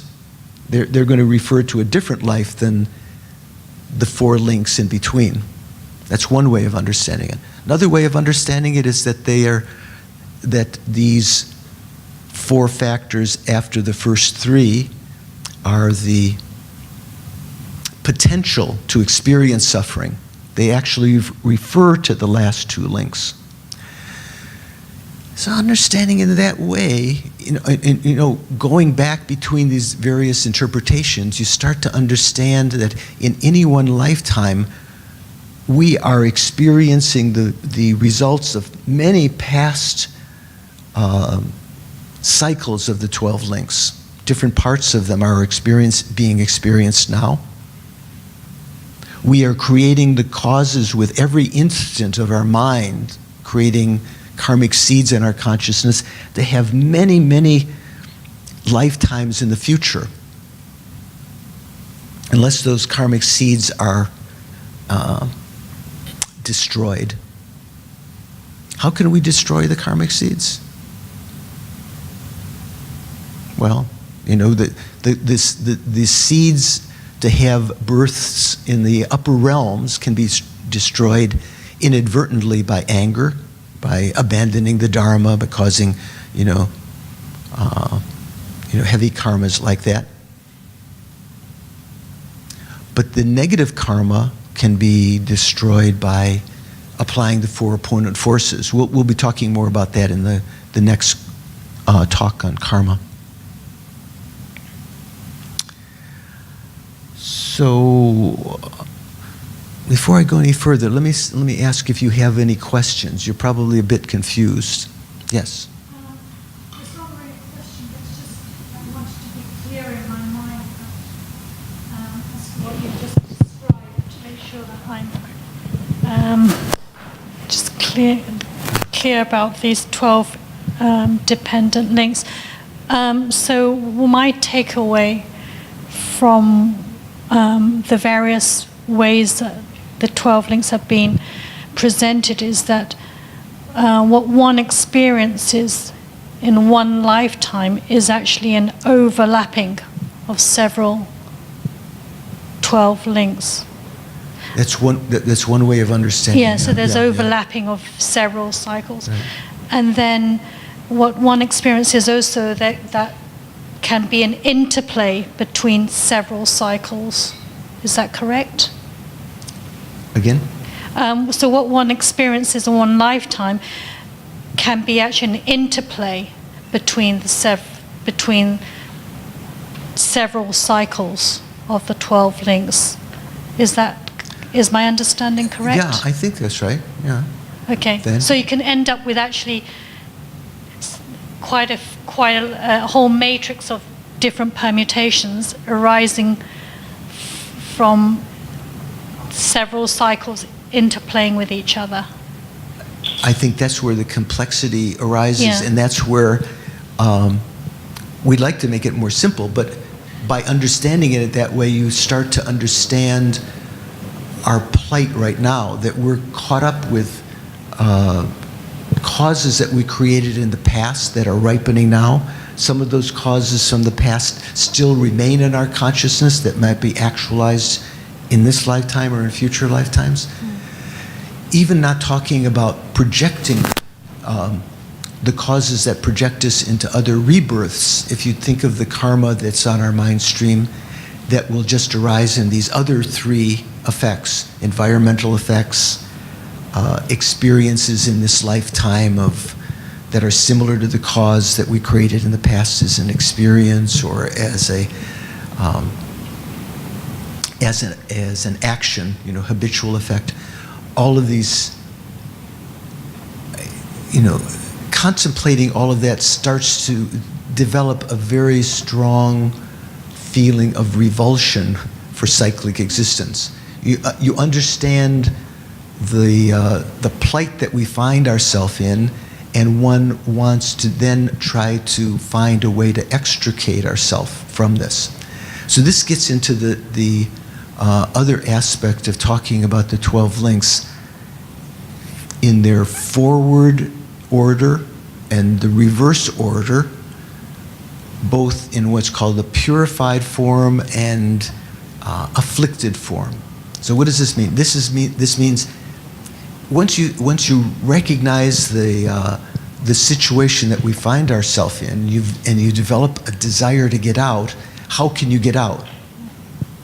How can you get out of this cycle? Well, you can start from the beginning. You can say that if I cease ignorance, yeah, good. she was get rid of ignorance. I will not create karmic formation. I won't form karma, that throwing karma, for instance. Without throwing karma, I won't leave an imprint on my mind stream, and so there won't be anything to be actualized by craving, grasping, and becoming. The potentials of name and form and six sense bases, contact and feeling, or birth and death. So you can go in the forward order like that, or you can go in the reverse order. If I want to cease aging and death, well, what do I have to do? I have to cease what? Birth. Rebirth. If I don't want to age and die, if I don't want to have lives that are filled with aging, which epitomizes suffering and death, I have to stop rebirth. How do I stop rebirth? I have to stop becoming, the link that comes right before that. How do I stop becoming? I have to stop what has brought about the becoming, the grasping. How do I stop that? I have to cease the thirst that has intensified into grasping. And so basically going backwards through the 12 links in that way, you come back to, at the beginning, you have to cease ignorance the same way. So you come to the same conclusion. If I cease ignorance, I will cease karmic formation and so forth. Moving backwards from the end to the beginning, you also come to the same conclusion, that you have to cease ignorance. So that what is that ignorance? That ignorance is not simply a not knowing, as I said before. So sometime in the Abhidharma teachings, they say there are two kinds of ignorance. Simply the ignorance of not knowing the law of cause and effect, in which case you may engage in negative activities that have all of these consequences. But that's not the main ignorance. It is an ignorance, but here the avidya, or in Tibetan we say marigpa, ma is a negative particle, or ignorance. So it's not ignorance. Like gnosis, you know the word gnosis? Gnosis, or Gnostic. It has that same sense of knowing. So the I letter beforehand serves the same to indicate a negative particle. Here the main one is the sense of being an enemy or being a falsehood. It's this ignorance, the main ignorance is not just not knowing, it's actually consciously grasping at something which is false, believing it is true. It's a misdirected wisdom. It's actually an enemy, that consciousness. It's not just a lack of, it's not just like a stranger who might be analogous to not knowing something. It's actually an enemy which is leading us in the wrong way. So one is motivated then to try to eliminate this ignorance. And how does one eliminate the ignorance? By developing its antidote. What is the antidote to ignorance? Will it sort of decay over time of its own accord? Well, it's interesting. A couple of you are going, no. Even as you are texting, you know that was apparent. Ignorance doesn't disappear of its own accord. What about in life? If someone is ignorant as a youth, does that ignorance disappear over time? You might say, oh yeah, as you get older, that ignorance disappears. How does that ignorance disappear? Through education, right? By developing your wisdom. In the same way here, this ignorance, maybe we could say that you have to mature as a spiritual being by being educated and developing the understanding ultimately that recognizes this fundamental ignorance that's grasping to an inherently existent I. You have to develop the wisdom that sees what that ignorance is doing. You have to recognize how it's functioning, that it's conceiving of a inherently existent I that doesn't really exist through the appearance of an inherently existent I. The appearance does exist. And then you have to recognize, you have to develop the reasoning that proves that so-called inherently existent I does not exist at all. This is the famous reasoning.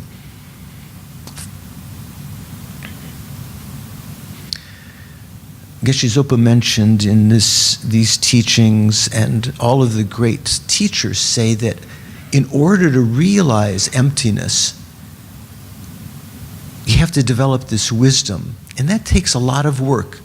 The reason that we haven't done it in previous lifetimes, even when we've encountered the teachings over maybe several lifetimes, we've followed the path, but we've never brought it to conclusion, and then whatever little spark of wisdom we developed, we didn't bring to conclusion to really eradicate this ignorance. It was never eradicated before, this basic ignorance.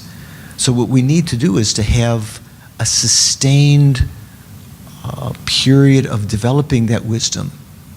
How do we get the sustained period? We need to have a continuity of lifetimes where we're born as a human, encounter the teachings, and we can keep on refining that understanding. How do we have a continuum of human rebirths? We need to practice ethics, morality. So from one point of view, you need to have wisdom that counteracts the ignorance. That wisdom has to be supported by concentration, otherwise it's just something fleeting. That concentration is brought about, let's say that continuity also, that concentration and continuity is brought about by a succession of rebirths that are based on the practice of ethics. Without practicing ethics, you won't be born as a human again in the future. So a little bit the modern fascination with certain facets of Buddhism, like mindfulness, from a Buddhist perspective is a little bit misguided, a great deal misguided, because it's not at all concerned with the development of wisdom. It's just finding some present calmness of mind by being mindful, making your present life more bearable. There was a conference of Buddhist teachers in India maybe 20, 25 years ago. I wasn't present at that conference, but I talked to the gentleman who had convened it. The Dalai Lama was asked to attend. And at one point, the person who had convened the conference told me when I talked to him later, his name is Surya Das. He was a teacher at some points, a Western teacher. So he said at one point, some of the participants were saying that at the Buddhist centers, as Buddhism is being taught in the West, we should have more things that integrate Western psychology and transactional groups. They call them T groups, and maybe massage therapy and different things like this. And His Holiness was present while they were. I think they had broken the whole group had broken into small groups, and His Holiness happened to be in this small group where a couple people were mentioning this, and His Holiness sort of took the aspect of being, sort of questioning this, thinking in his mind. He said, I always thought that the Buddhist teaching was not how to make your samsara better. Buddhist teaching is how to get out of samsara. That's the main import. So how to get out of samsara is something that's not so much addressed by a lot of the New Age Buddhist teachings that emphasize mainly mindfulness, and leave off ethics, morality, and concentration. Mindfulness and so forth are always part of the Buddhist teachings, but they have to be utilized in the right way with this goal of eradicating ignorance.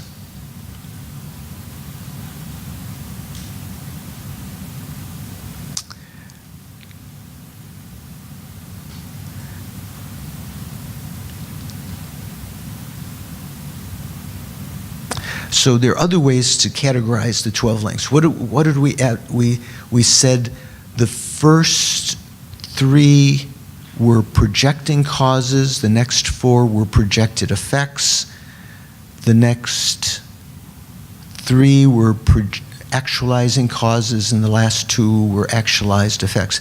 Another way to categorize the 12 links, as Nagarjuna explained in a text that he wrote called The Heart of Dependent Origination, or Heart of Dependent Arising, these 12 can be categorized as afflictions, karma, and sufferings. And so we mentioned this at the very beginning. The first, the 8th, and the 9th are afflictions. What are those? Ignorance, craving, and grasping. The 2nd and 10th are sufferings. The 2nd and 10th are karma. The 2nd link is what? Karmic formation. The 10th is becoming. Becoming, remember the link of becoming or existence, it's actually just a name referring to this karmic seed that is on our mind stream, which has been actualized by craving and becoming. It's called existence or becoming because it's craving and grasping, rather. It is called becoming or existence because it's given the name of its result. What's going to come about is another lifetime, another existence. So it's called existence. Sometimes things are given the name of their results. Like, say, for instance, you plant a seed of an apple tree in your garden, and you say, I've planted an apple tree. Have you planted an apple tree? Why do you say you planted an apple tree? Because you planted the cause of the apple tree. You're calling it you say that you've planted an apple tree by giving the name of the result to the cause, right? Does that make sense? Also, sometimes we give the name, we name something by its cause. Many reasons for doing this. So the 2nd and 10th are karma. The remaining 7 are sufferings. This is what Nagarjuna said. So Nagarjuna calls these categories paths, plural of path. So he's saying that the factors of ignorance, craving, and grasping are the path of afflictions. Karma and existence, or becoming, are the paths of karma. And the other 7 factors are all the paths of suffering. In the Rice Seedling Sutra, the Buddha, holding up a green rice sprout as an example, taught the 12 links of dependent origination and presented them in terms of 4 causes leading to rebirth. The analogy he used in this sutra is a little bit different from the usual one we encounter. The one that we usually encounter is that karma is the seed and consciousness is the field in which it is planted, right? Instead, in the Rice Seedling Sutra, the Buddha likened ignorance to the planter, the agent who plants the seed.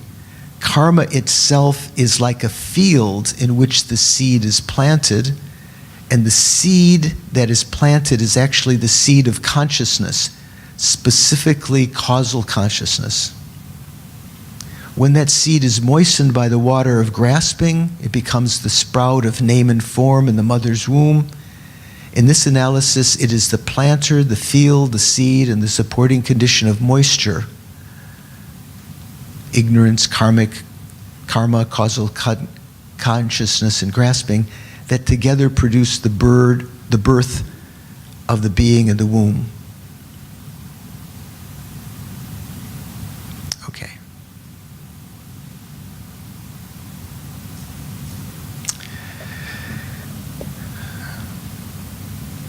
So when you read different explanations of the 12 links, you may find different of these explanations emphasized. So to know that it can be interpreted in all of these different ways, even though you may not be completely conversant right now with any one of them, at least you won't be confused at the time another explanation is given, because you can see that there are different ways of interpreting it.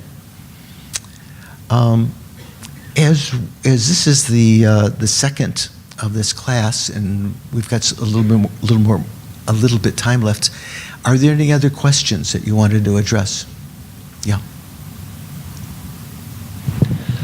Venerable, I have a question regarding the 3 poisons, which is the center of the picture of the 12 links. It is said that ignorance is the root of the other 2 poisons, anger and attachment. And in turn, the other 2, anger and attachment promotes even more ignorance. So how do we eliminate this vicious cycle? Because if we eliminate one, the other 2 will just produce even more ignorance again. So in that particular drawing that you have, if you look at it, you see that the pig, out of the pig's mouth are coming the bird, the chicken, and the snake, right? It's coming out of the mouth of the pig. In some representations, they're separated. The 3 of them are separate. So in the presentation, when they're separate, that would be more like understanding ignorance as on an equal footing with attachment and hatred. That would be the kind of ignorance which is just not knowing, which that sense of not knowing can be caused, can be intensified or recreated by attachment and hatred and so forth. But the main meaning of ignorance here is not just not knowing the effects of karma, not knowing the law of cause and effect, in which case you engage into actions that are unskillful due to, let's say, all of the things that arise out of attachment and hatred. But this ignorance is referring to that sense of the ignorance which is misperceiving reality. That's the fundamental cause of attachment and hatred. Due to this, the grasping to a self-identity, if you watch your own mind,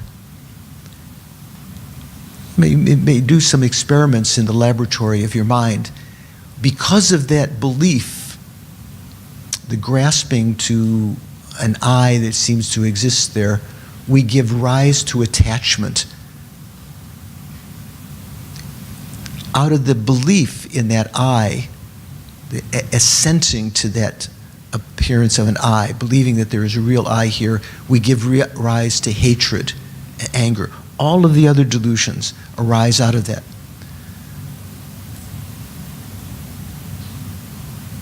Aryadeva was a disciple of Nagarjuna. Aryadeva was also one of the great writers of the Mahayana.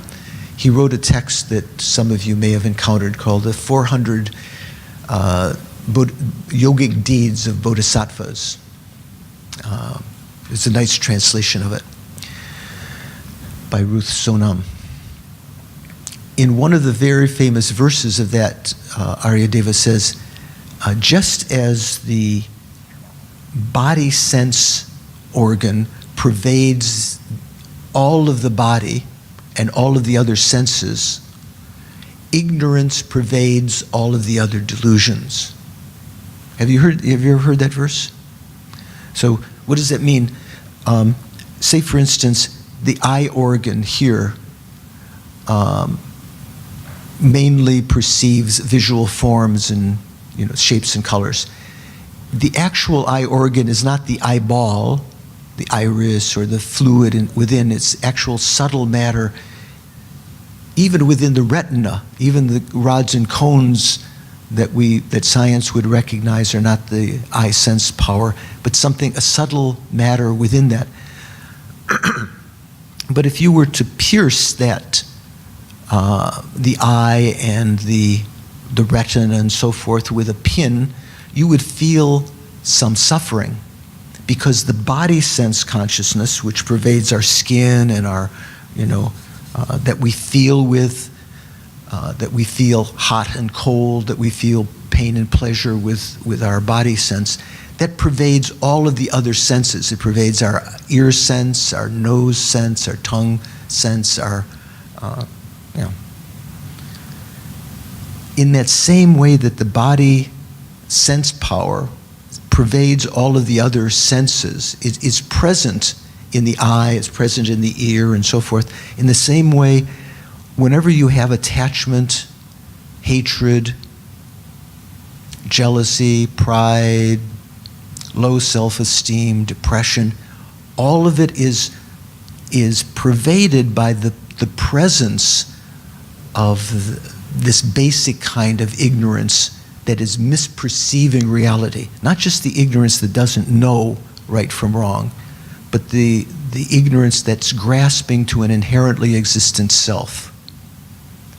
That pervades all of the delusions in the sense that it is always present and is sort of like the factor that gives rise to them.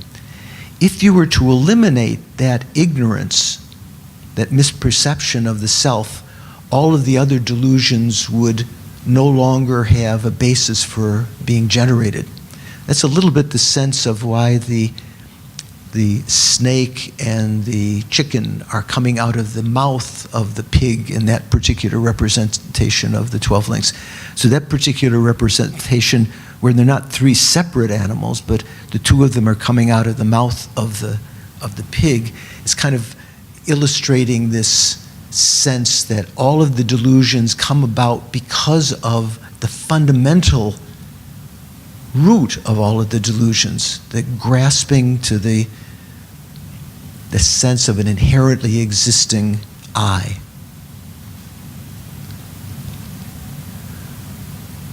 So that inherently existent I, as it's the cause, the fundamental root of attachment and hatred, if you were to eliminate it, the other two would be eliminated.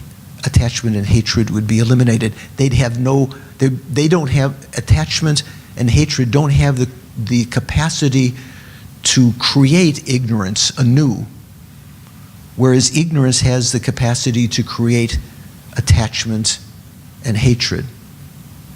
Because it's kind of like your question implied that, or you stated explicitly that attachment can give rise to more ignorance, hatred can give rise to more ignorance. So rather than that, it's actually that ignorance gives rise to attachment and hatred and all of the other 84,000 delusions. Once you cut it off, that's kind of the insight of the 12 links. When you go understand how the 12 links throw us into cyclic existence, once you cut off ignorance, you no longer will take rebirth within cyclic existence due to the uncontrolled karma and delusion. You no longer create delusions because there'll be no craving and grasping at the time of death. So the person who's realized emptiness directly, they may have karmic seeds on their mind stream that could give rebirth in the various lower rebirths, upper rebirths within cyclic existence. But at the time of death, the craving and grasping that will modify those karmic seeds, bring them up to the point of becoming, where they're ready to throw you into another rebirth, they will not function. Those factors will not be there because they are actually delusions. And once you've eliminated ignorance, all of the other delusions lose their effectiveness. They no longer function. So one will no longer create the those modifying factors of craving and grasping, so one won't be thrown into cyclic existence. So it has significance both when you eliminate ignorance, you no longer will be reborn in cyclic existence due to uncontrolled karma and delusion. Also, you no longer will create any delusion. If you no longer create any delusions or afflictions, you don't create any karma. Does that make sense? Okay. Yeah.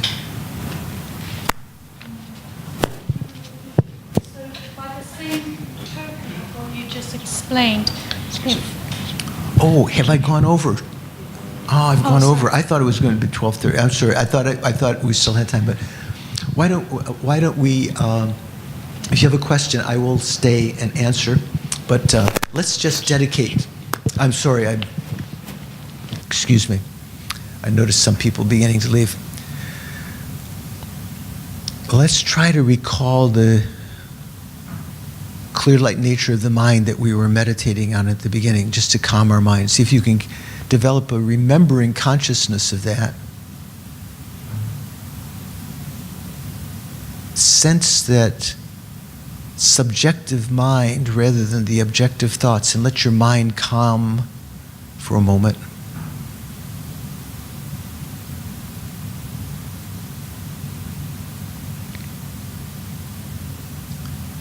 And within that calmness, recall that we've created some virtuous karma this morning, listening to this difficult subject, contemplating it, weighing it in our mind, with a positive motivation that we tried to set at the beginning to achieve enlightenment for the sake of others. So we've created some virtuous karma. Whatever way this ripens, may it become the cause of my continued spiritual development from life to life until I achieve enlightenment for the sake of all sentient beings.